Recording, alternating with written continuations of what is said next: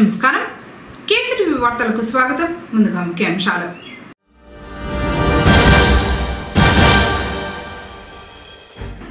MP అరెస్టును ఖండిస్తూ నిరసన ర్యాలీ చేపట్టిన వైసీపీ క్యాడర్.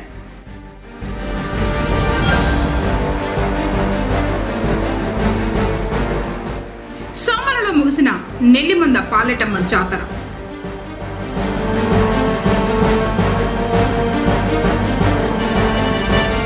ఐసిడిఎస్ కార్యాలయం ఎదుట బైఠాయించి ధర్నా చేసిన అంగన్వాడీ కార్యకర్తలు.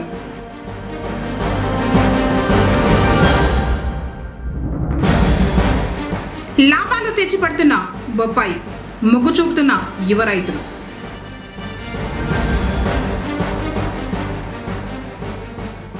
వార్తల్లోని వివరాలు. పీజీఆర్ఎస్ లో అందిన అర్జీల పరిష్కారంపై జిల్లా అధికారులు ప్రత్యేక దృష్టి సారించాలని, క్షేత్రస్థాయిలో పర్యటించి అర్జీదారులకు నాణ్యమైన పరిష్కారం చూపాలని జిల్లా కలెక్టర్ సుమిత్ కుమార్ సంబంధిత అధికారులను ఆదేశించారు. స్థానిక కలెక్టరేట్లోని సమావేశపు మందిరంలో సోమవారం నిర్వహించిన పీజీఆర్ఎస్ కార్యక్రమంలో వివిధ సమస్యలపై ప్రజలు అందజేసిన అర్జీలను కలెక్టర్ సుమిత్ కుమార్ స్వీకరించారు.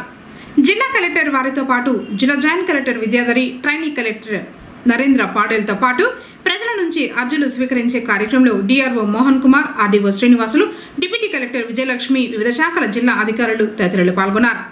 ఈ సందర్భంగా జిల్లా కలెక్టర్ మాట్లాడుతూ రాష్ట్ర ప్రభుత్వం అత్యంత ప్రతిష్టాత్మకంగా అమలు చేస్తున్న ప్రజా సమస్యల పరిష్కార వేదిక కార్యక్రమానికి అధిక ప్రాధాన్యతను ఇస్తోందని తెలిపారు.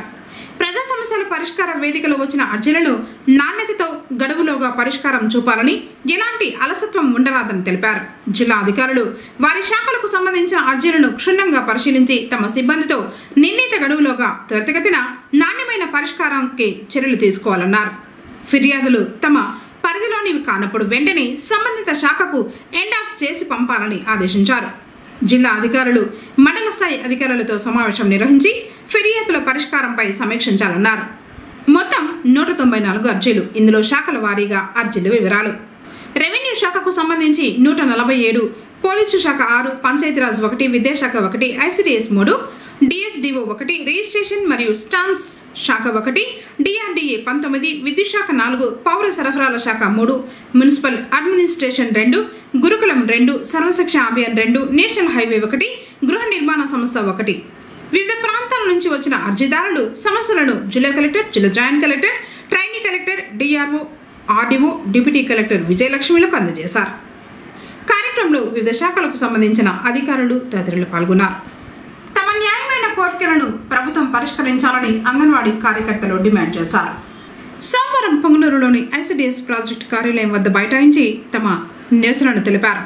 కనీస వేతనం 26,000 రూపాయలు ఇవ్వాలని, పని గంటలు తగ్గించడంతో పాటు ప్రభుత్వ ఉద్యోగులుగా గుర్తించాలన్నారు. యాప్స్ అన్ని కలిపి ఒకే యాప్ పెట్టి పనిభారం తగ్గించాలని కోరారు. 4 లేబర్ కోడ్లు రద్దు చేయాలని, అలాగే సమాన పనికి సమాన వేతనం ఇవ్వాలని డిమాండ్ చేశారు.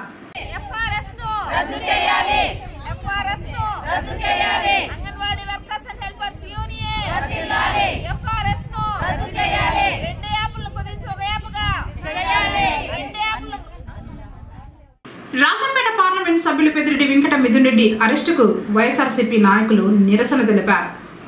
పొంగనూరు పట్టణంలో వైఎస్ఆర్సీపీ క్యాడర్ స్థానిక దివంగత నేత వైఎస్ రాజశేఖర రెడ్డి విగ్రహం వద్ద నుంచి నల్ల రిబ్బన్లు నోటికి కట్టుకొని అంబేద్కర్ కూడలి వరకు నిరసన ర్యాలీ నిర్వహించారు. తర్వాత అంబేద్కర్ విగ్రహానికి పూలమాలలు వేసి నివాళులర్పించారు. ఈ సందర్భంగా పలువురు మాట్లాడారు. కక్షపూరిత రాజకీయాల్లో భాగంగానే ఎంపీని ప్రభుత్వం అరెస్టు చేసినట్లు ఆరోపించారు. రాష్ట్రంలో రెడ్ బుక్ రాజ్యాంగం నడుస్తూ ఉందని ప్రజలు గమనిస్తూనే ఉన్నారని, తగిన గుణపాఠం చెబుతారని తెలిపారు. కార్యక్రమంలో వైఎస్ఆర్సీపీ కుటుంబ సభ్యులు అధిక సంఖ్యలో పాల్గొన్నారు.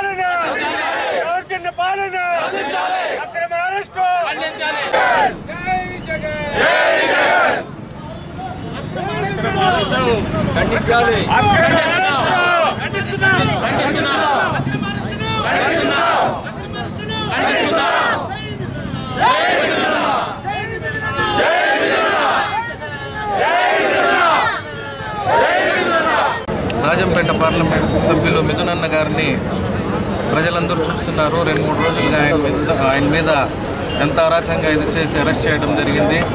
ఇది ముమ్మాటికి అక్రమ అరెస్టు. ఎందుకంటే ఈ కూటమి ప్రభుత్వం ఏర్పడిన తర్వాత ప్రజలు వాళ్ళకి అవకాశం ఇచ్చారు మంచి చేయడానికి. అది వదిలేసి ముఖ్యమంత్రి కానీ డిప్యూటీ సీఎం కానీ నారా లోకేష్ గారు కూడా ఏం చేస్తున్నారంటే ప్రైవేట్ పాలిటిక్స్ చేస్తూ ఇలా ప్రజా ఆదరణ ఎవరికైతే ఏ నాయకులకైతే ఉంటుందో వాళ్ళకంతా అక్రమ అరెస్టులు చేస్తున్నారు.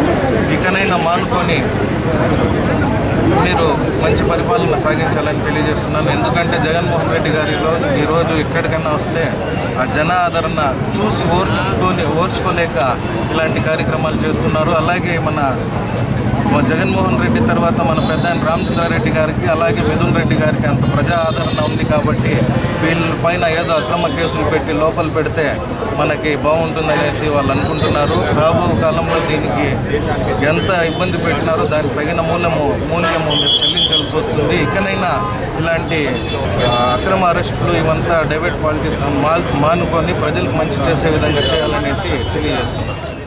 ఈ సంవత్సర కాలంలో వైఎస్ఆర్సీపీ నాయకులపైన చేస్తున్నటువంటి దౌర్జన్యాలు, అక్రమ కేసులు ఇవన్నీ కూడా మీకందరికీ కూడా విదితమే. కానీ ఈరోజు మన మిథున్ రెడ్డి గారిని అరెస్ట్ చేయడం, అతనికి సంబంధం లేని కేసులో అతన్ని పేరు చేర్చడం ఇది చాలా దౌర్భాగ్యం. ఎందుకంటే మిథున్ రెడ్డి గారు రాజంపేట పార్లమెంట్ సభ్యులు. మిథున్ రెడ్డి గారికి స్టేట్ గవర్నమెంట్లో అతను ప్రతినిధి కాదు. స్టేట్ గవర్నమెంట్లో తీసుకునే నిర్ణయాలకు కానీ ఏమిటికి కానీ ఒక ఎంపీగా అతని కాన్స్టిట్యున్సీ వరకు ఏదైనా సమస్యలు ఉంటే అతను రాష్ట్ర ప్రభుత్వంతో సంప్రదిస్తారు. కానీ ఇలాంటి నిర్ణయాలు తీసుకునే దాంట్లో మిథున్ రెడ్డి గారి పాత్రలు ఏమీ ఉండవు. అదేవిధంగా మిథున్ రెడ్డి గారు రాష్ట్రానికి సంబంధించిన ఏమైనా సమస్యలు వస్తే పార్లమెంట్లో చర్చించి పార్లమెంటు ద్వారా అక్కడ ఉన్నటువంటి సెంట్రల్ గవర్నమెంట్ ద్వారా ఈ రాష్ట్రానికి కావాల్సినటువంటి నిధులు కావచ్చు చేసే విధంగా ఎంపీకి అధికారాలు ఉంటాయే కానీ ఏదో రాష్ట్ర ప్రభుత్వం తీసుకునే నిర్ణయాలపైన ఎటువంటి యాక్షన్ మన ఎంపీలకి ఉండవు. అది కాకుండా కావాలని వీళ్ళు పెద్దిరెడ్డి ఫ్యామిలీ జగన్మోహన్ రెడ్డి ఫ్యామిలీకి అత్యంత సన్నిహితంగా ఉంది కాబట్టి ఈరోజు మిథున్ రెడ్డి గారిని కేసులో ఇరికించడం, ఆ కేసులో అరెస్ట్ చేయడం అన్నీ జరిగినాయి. కానీ మిథున్ రెడ్డి గారిని అరెస్ట్ చేయడం ఈ రాష్ట్రమే కాదు భారతదేశం అంతా కూడా ఖండిస్తూ ఉంది. ఎప్పుడైనా సరే మిథున్ రెడ్డి గారు కడిగిన ముత్యంలా మళ్ళా తిరిగి మన ప్రజల్లోకి అందరికీ వచ్చే విధంగా దగ్గరలోనే కాకుందని చెప్పి కూడా మీకు అందరికీ తెలియజేస్తూ, ఈ రాష్ట్రంలో అభివృద్ధి అంటే ఏంటి, సంక్షేమ పథకాలు ఇవ్వడం అంటే ఏంటి జగన్మోహన్ రెడ్డి గారు చేశారు. వాటికన్నా గొప్పగా ఇస్తామని అధికారంలోకి వచ్చినట్టు చంద్రబాబు నాయుడు గారు ఈరోజు ఆయన అభివృద్ధి కార్యక్రమాలను చూస్తే ఈ రాష్ట్రంలో వైఎస్ఆర్సీపీలో ఎవరైతే గొంతెత్తి బాగా లీడ్ చేస్తూ ప్రజల మన్నన పొంది ఏ నాయకులైతే ఉన్నారో వాళ్ళ మీద అక్రమ కేసులు తప్ప ఈ రాష్ట్ర అభివృద్ధిపై ఎటువంటి దృష్టి పెట్టలేదు. ఒక్కసారి రాజకీయాల్లో ఓటమి అనేది గెలుపు అనేది సహజం. మరలా జగన్మోహన్ రెడ్డి గారు అధికారంలోకి రావడం ఖాయం, వైఎస్ఆర్సీపీ అధికారంలోకి రావడం ఖాయం. అక్రమ అరెస్టులు, తప్పుడు కేసులతో ఈరోజు నాయకులను భయపెట్టొచ్చామో కానీ ప్రజల్ని నమ్మబలకలేరు. ఖచ్చితంగా ప్రజలు ఇవన్నీ గమనిస్తున్నారు. ఖచ్చితంగా రాబోయే రోజుల్లో ఈ కూటమి ప్రభుత్వానికి బుద్ధి చెప్తారు.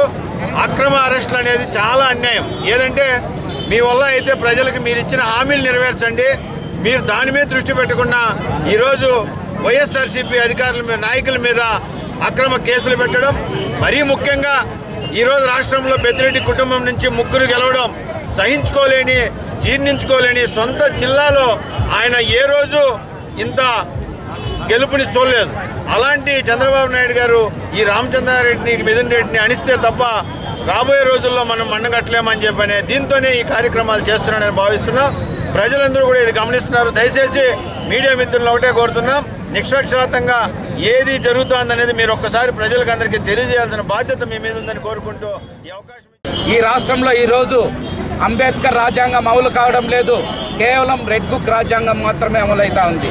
రాయలసీమలో బాగా పట్టున్న వ్యక్తి జగనన్నకి అత్యంత సన్నిహితమైన కుటుంబం పెద్దిరెడ్డి గారి కుటుంబం. ఆ కుటుంబంలో ముగ్గురు గెలవడం సహించలేని చిత్తూరు జిల్లా వాసి చంద్రబాబు గారు ఈరోజు వాళ్ళ మీద తప్పుడు కేసులు పెట్టి అరెస్టు చేసే ప్రయత్నం చేసి నిన్నటికి సక్సెస్ అయ్యి ఒక తప్పుడు కేసు మిథున్ రెడ్డి గారి మీద పెట్టి అరెస్ట్ చేయడం జరిగింది. ఈ అరెస్ట్నంతా కూడా మేము తీవ్రంగా ఖండిస్తూ ఉన్నాం. ఈ రాష్ట్రంలో పాలన ప్రజలందరూ కూడా ఒకసారి గమనించాలా.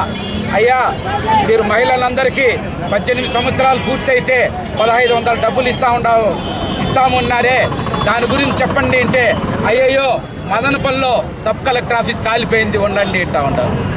నాయన నిరుద్యోగ భృతి 3000 ఇవ్వాలని అంటా ఉంటే లిక్కర్ కేసు ముందుంది దాన్ని చూడాలని అంటా ఉంటారు. నాయన సూపర్ 6 ఎప్పుడు అమలు చేస్తారు అంటే అడవిలో భూమి ఆక్రమించాయంటారు ఉంటారు. ఇన్ని ఆరోపణలు రాజకీయంగా బలంగా ఉన్న కుటుంబం మీద ముఖ్యమంత్రి పదే చేస్తా వాళ్ళు పచ్చ మీడియా ద్వారా ప్రజలనంతా డైవర్ట్ చేస్తూ ఉంటారు. ఇదంతా మంచి పద్ధతి కాదు. మీకు ప్రజలు ఈరోజు అధికారం ఇచ్చింది ప్రజల్ని పరిపాలించమని రెడ్ బుక్ చేతబట్టుకొని పని కట్టుకొని కక్షపూరిత రాజకీయాలు చేస్తూ వైఎస్ఆర్సీపీ నాయకుల మీదంతా తప్పుడు కేసులు పెట్టి జైలుకు పంపించే కార్యక్రమం చేస్తూ ఉన్నారు. ఇదంతా కూడా ప్రజలు గమనిస్తూ ఉన్నారు. తప్పకుండా రాబో రోజుల్లో ప్రజా తిరుగుబాటు వస్తుంది. తప్పకుండా తెలుగుదేశం పార్టీకి కానీ కూటమి ప్రభుత్వం కానీ రోజులు దగ్గర పడ్డాయి. ఏ ప్రభుత్వానికి కానీ అధికారం వచ్చిన సంవత్సరం లోపలే ఇంత తీవ్ర వ్యతిరేకత ప్రజల్లో రావడం మీరంతా గమనిస్తూ ఉన్నారు. మీరు ఇవన్నీ ప్రజలు గమనించి రాబో రోజుల్లో జగన్మోహన్ రెడ్డి గారికి మళ్ళా మీరు అధికారం ఇచ్చి ఏదైతే ఈరోజు పెద్దిరెడ్డి గారి కుటుంబాన్ని కక్షపూరిత రాజకీయాలకు బలి చేస్తున్నారో వాళ్ళందరికీ మీరు మద్దతుగా ఉండాలని కోరుకుంటూ, ఈరోజు నిజంగా చీకటి దినం. ఈ కూటమి ప్రభుత్వం కక్ష సాధింపు చర్యల్లో భాగంగా ఎవరైతే గొంతెత్తి పేద అణగారిన వర్గాల కోసం పోరాడుతున్నారో, ప్రభుత్వ వ్యతిరేకంగా ప్రజా వ్యతిరేక కార్యక్రమాలపైన పోరాడుతున్నారో వారికి అండగా నిలబడుతున్నటువంటి ప్రతి ఒక్క నాయకుడి పైన ఈరోజు కక్ష సాధింపు చర్యల్లో భాగంగా రెడ్ బుక్ రాజ్యాంగాన్ని అమలు చేస్తున్నారు. ఇది ఏమాత్రం మంచి పద్ధతి కాదు. ప్రజాస్వామ్యంలో మా జగన్మోహన్ రెడ్డి గారు చెప్పినట్లు మీరు ఒక విత్తనాన్ని నాటుతున్నారు, అది విషవృక్షమై ఖచ్చితంగా మిమ్మల్నే కబలిస్తుంది. దయచేసి ఇంకనైనా ఈ కక్ష సాధింపు చర్యలు మానుకొని ప్రభుత్వం పైన ప్రజాపాలన పైన మీ దృష్టి సారించి ప్రజలకు మేలు చేస్తారని ఆశిస్తున్నాం. అలా కాకుండా మీరు కనుక ఈ చర్యలను కనుక కంటిన్యూ చేస్తే ఖచ్చితంగా దీనికి పరిణామస్థానం మీరు తప్పకుండా అనుభవించాల్సి వస్తుంది. ఇదందరూ కూడా గమనించవలసిందిగా అందరికీ కూడా విన్నపిస్తున్నాం. ఈ విన్నపం అనేది ఇలాగే ఉంటుందని అనుకోవద్దండి. దయచేసి ఇది వేరే రకంగా పోయేంత వరకు తెచ్చుకోవద్దండి. పవిత్ర పుణ్యక్షేత్రమైన శ్రీ బోయకొండ గంగమ్మ ఆలయానికి ఆదివారం ఒకరోజే 22,45,000 రూపాయల ఆదాయం సమకూరినట్లు ఆలయ ఈవో ఏకాంబరం తెలిపారు. ఆషాఢ మాసంలో ప్రతిరోజు భక్తుల రద్దీ కొనసాగుతోంది. బుధవారంతో ఆషాఢ మాసం ముగియనున్నట్లు ఆయన వెల్లడించారు. వివిధ సేవా టికెట్ల విక్రయాల ద్వారా వచ్చిన ఆదాయాన్ని ఆలయ ఖాతాకు జమ చేయనున్నట్లు ఈవో పేర్కొన్నారు. వాటిలో మౌలిక వసతులు కల్పించేందుకు చర్యలు చేపడుతున్నట్లు మున్సిపల్ కమిషనర్ మధుసూదన్ రెడ్డి తెలిపారు. పుంగనూరు పట్టణం 25వ వార్డులో నిర్వహించిన సుపరిపాలన కార్యక్రమంలో ప్రజల నుంచి తెలుసుకున్న సమస్యలను ఆ ward Telugu Desam party incharge Saddam Hussain commissioner దృష్టికి తీసుకువెళ్లడంతో సోమవారం కమిషనర్ వార్డులోకి వచ్చి సమస్యలపై చర్చించి పరిష్కారానికి చర్యలు చేపట్టడం జరుగుతుందని తెలిపారు. కార్యక్రమంలో పట్టణ అభివృద్ధి కమిటీ సభ్యులు సివిరెడ్డి, దాదాపీర్, మధుమేఘ, సురేష్ రెడ్డి తదితరులు పాల్గొన్నారు. కోరికలు తీర్చే కల్పవల్లిగా విరాజిల్లుతున్న శ్రీ చాముండేశ్వరిదేవి జయంతి మహోత్సవాలు అత్యంత వైభవంగా జరుగుతున్నాయి. ఇందులో భాగంగా 5వ రోజు సోమవారం అర్చకులు అమ్మవారి మూలవర్లను అభిషేకించి విభూతితో అలంకరించారు. తర్వాత కుంకుమార్చలను నిర్వహించి విశేష పూజల్ని నిర్వహించారు. అనంతరం భక్తులు అమ్మవారిని దర్శించుకున్నారు. ఈ నెల 25వ తేదీ వరకు జయంతి మహోత్సవాలు జరుగుతాయని ఆలయ కమిటీ సభ్యులు తెలిపారు.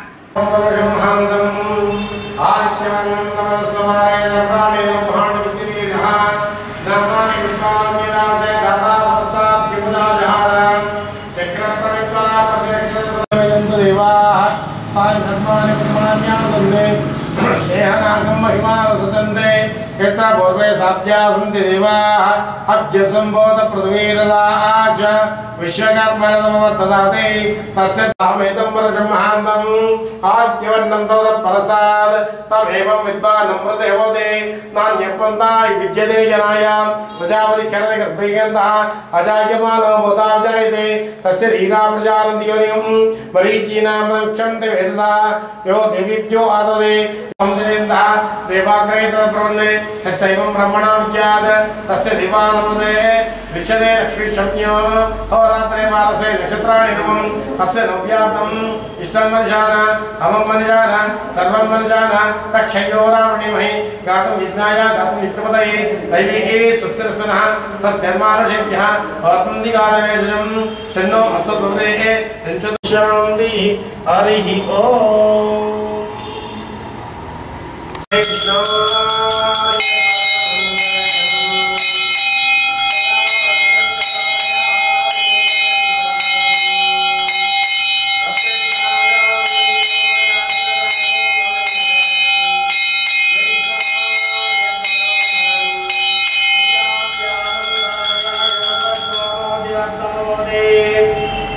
सर्वं जयते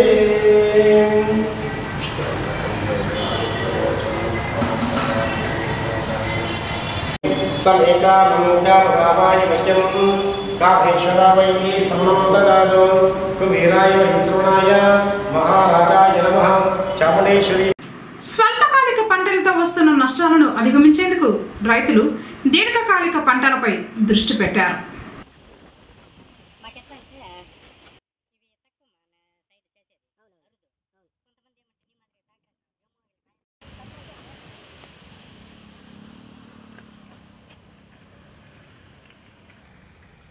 బొప్పాయి ఆరోగ్య ప్రదాయిని, పోషకాలు మెండు.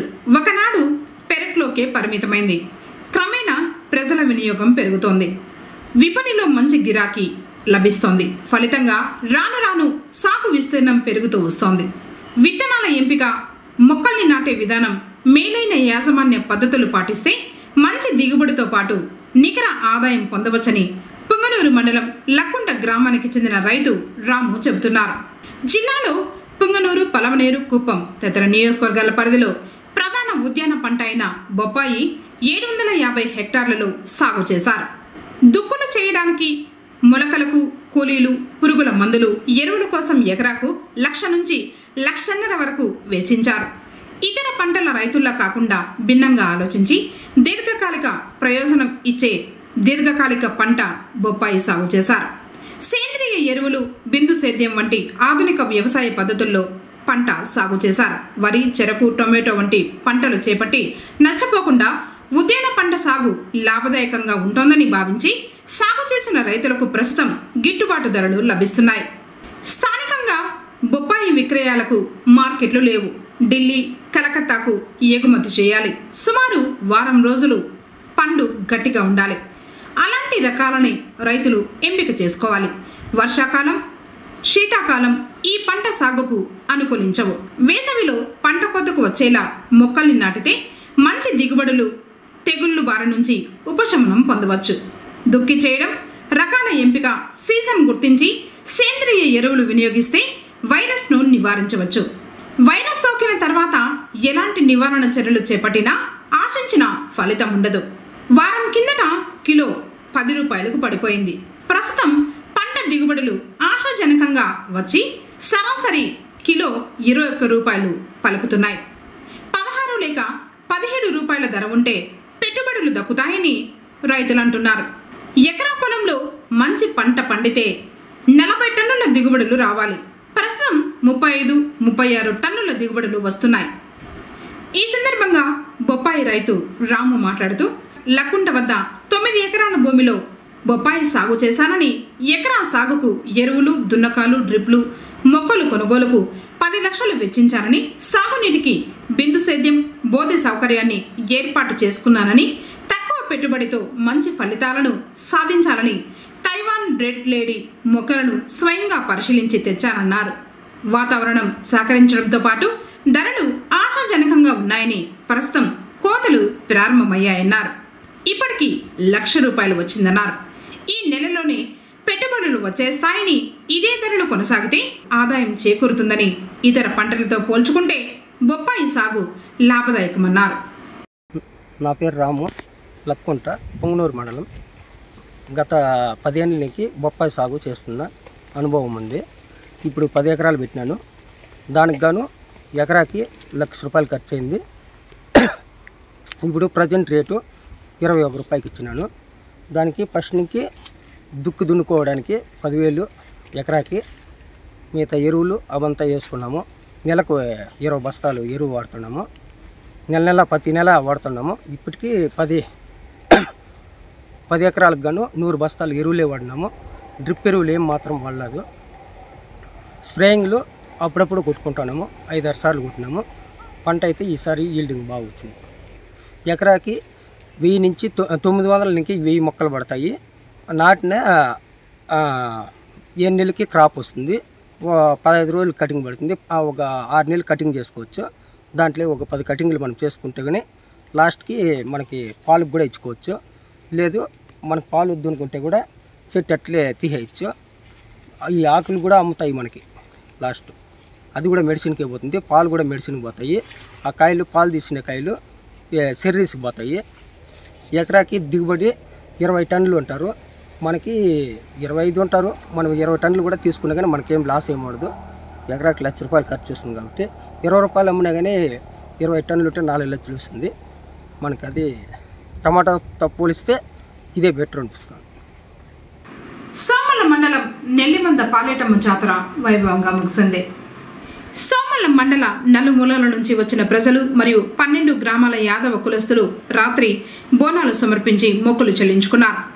కనువిందు చేసిన మిరుమిట్లు గొలిపే రంగురంగుల విద్యుత్ దీపాలు పూలతో అలంకరించారు చాందిని బండ్లను.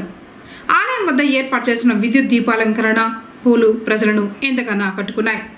సోమవారం ఉదయం నుంచి ఆలయానికి వచ్చిన గ్రామస్తులు టెంకాయలు కొట్టి అమ్మవారికి కర్పూర హారతులు సమర్పించారు. కల్లిపాట మరియు గంగా స్నానంతో 2 రోజుల జాతర పూర్తయింది. ఆలయం వద్ద నుంచి గొల్లపల్లకు ఊరేగింపుగా పోతరాజు సమేత పాలేటమ్మ చేరుకుంది.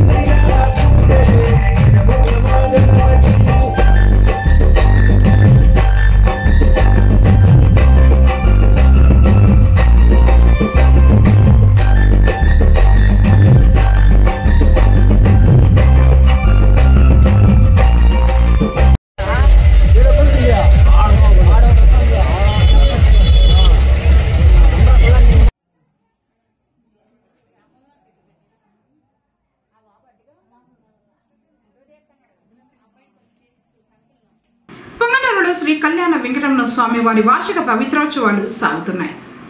ఇందులో భాగంగా సోమవారం శ్రీ మలయప్ప స్వామి వారికి స్నపన తిరుమంజనం నేత్రపర్వంగా సాగింది. వేద పండితులు హోమాది కార్యక్రమాల అనంతరం ఆలయంలోని మండపంలో వేద మంత్రాల మధ్య స్నపన తిరుమంజనం శాశ్వతంగా నిర్వహించారు. శ్రీదేవి భూదేవి సమేత శ్రీ మలయప్ప స్వామి వారి ఉత్సవ మూర్తులను ప్రత్యేక వేదికపై ఆశీర్వదనలు చేసి వివిధ రకాల సుగంధ ద్రవ్యాలతో విశేషంగా అభిషేకం చేశారు. కార్యక్రమాలను టీటీడీ ఇన్స్పెక్టర్ కృష్ణమూర్తి పర్యవేక్షిస్తున్నారు.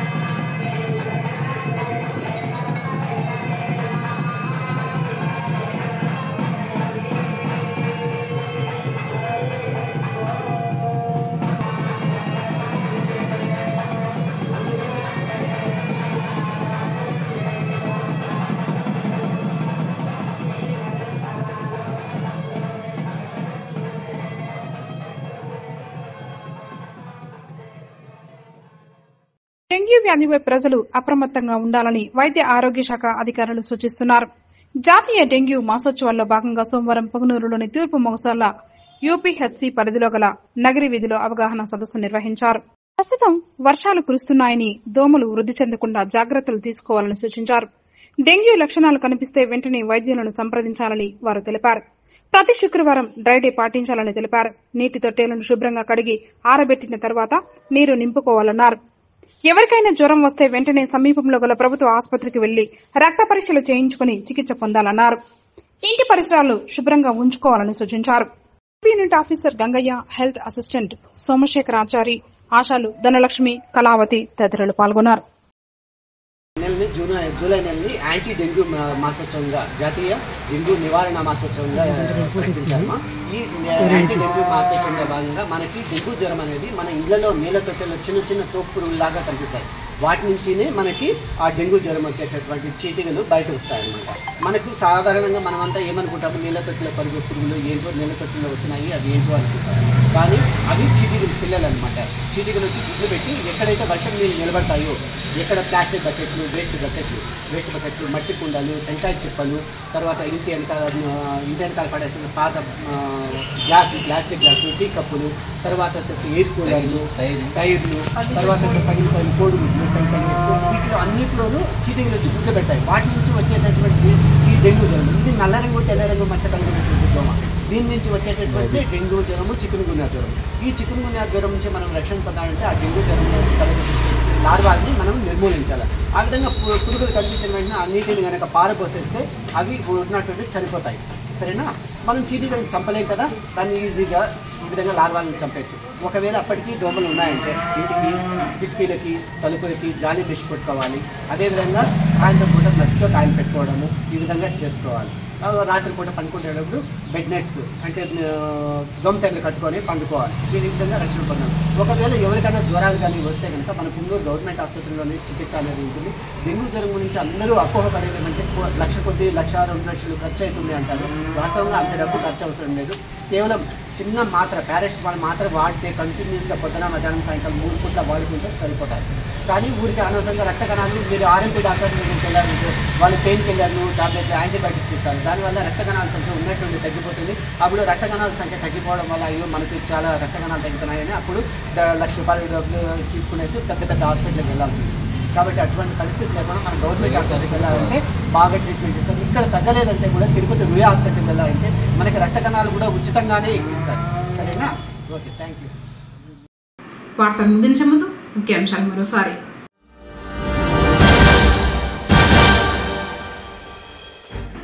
ఎంపీ అరెస్టును ఖండిస్తూ నిరసన ర్యాలీ చేపట్టిన వైసీపీ క్యాడర్.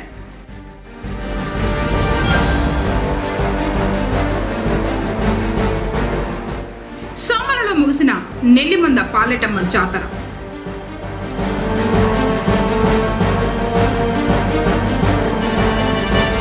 ఐసిడిఎస్ కార్యాలయం ఎదుట బైఠాయించి ధర్నా చేసిన అంగన్వాడీ కార్యకర్తలు.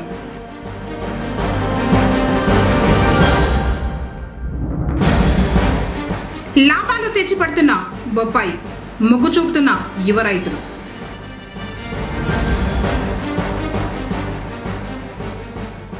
తిరిగి కేసీటీవీ వార్తలతో మళ్ళీ కలుసుకుందాం. అందరికీ నమస్కారం.